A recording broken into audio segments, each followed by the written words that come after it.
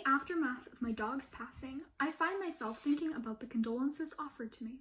Just as plenty as the comforting sorries and sympathetic consolations were a common message. He isn't hurting anymore. I remember hearing the veterinarian through the haze of my grief apologizing for how long his euthanasia was drawn out once he had passed. I look back at this, and alongside my mourning, a thought occurs. If he were human, she wouldn't have said that, would she? The final moments spent with human patients, terminally ill or otherwise, are never apologized for. In fact, if he were human, I'm sure I would have heard more, "At least you had those final moments," than anything else. But why is that? Why do we spare animals more mercy than humans in their final moments? Why would many people not bat an eye at putting down a dog in pain with end-stage cancer, but take fault with doing the same to a human? For humans, physician-assisted suicide is only illegal in 9 US states, as well as the District of Columbia, in 2 of which it needs to be mandated by court ruling, via CNN. Why do we leave our fellow man to suffer, sometimes unconsciously on life support? It isn't for their benefit. If we have the compassion to let our animals pass painlessly, why doesn't it extend universally to our human family members? In this speech, I'd like to advocate for the modern euthanasia movement. To begin, here is the differences between voluntary, non-voluntary, and involuntary euthanasia. Voluntary euthanasia is that where the patient consents to it. Non-voluntary euthanasia is that where the patient is unable to consent due to their current health condition.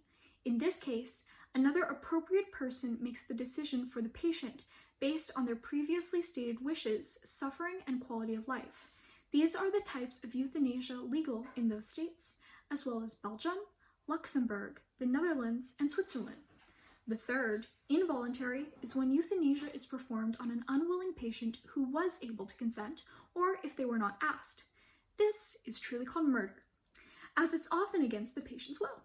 But it still has a place on the Euthanasia and Assisted Suicide page for Medical News Today. You may be thinking, murder? And you aren't the only one.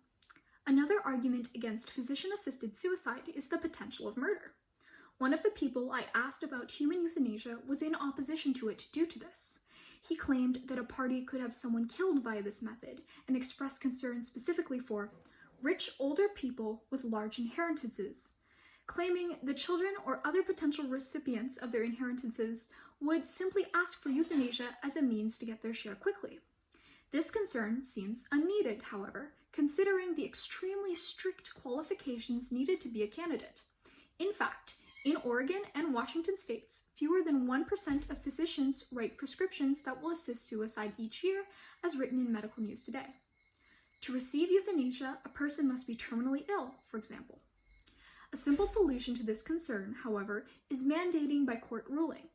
In 2 of the US states where physician-assisted suicide is legal, this is also a requirement. Essentially, a court decides whether or not to allow the euthanasia. Because of this, it would be unlikely for someone to go through the effort and risk of an unneeded euthanasia. And, on a similar note, it is not unknown for people to take ending others' suffering into their own hands anyhow. In 2006, a doctor and 2 nurses were arrested and charged with 4 counts of second-degree murder after illegally lethally injecting patients with morphine. However, the doctor stood by his actions, emphasizing this was not murder. This was compassion, and elaborating that they would have been dead within hours, if not days. We did not put people down. What we did was give comfort to the end. If the first dose was not enough, I gave a double dose. It came down to giving people the basic human right to die with dignity, he stated. Legalizing euthanasia in humans will not only allow patients to end their suffering, but allow compassionate doctors to take mercy on their patients and give them a painless passing with no consequences for their purely merciful actions. Before moving on, I'd like to add there are similar cases where those arrested are loved ones, not doctors, who so desperately wanted to end their sick loved one's suffering that they'd risk their free life to relieve their pain.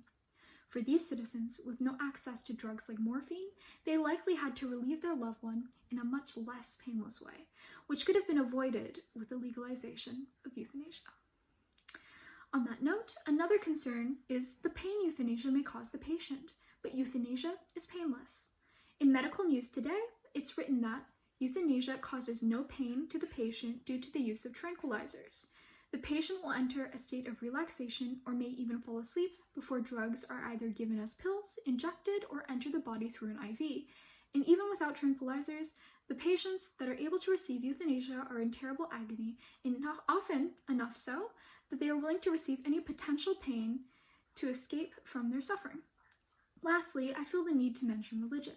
Having been a Catholic since birth and having gone to a Catholic school, I know the only thing worse in my religion than murder is suicide. According to the church, this is both in one go, and a ticket straight to hell. However, I have only one thing to say to this.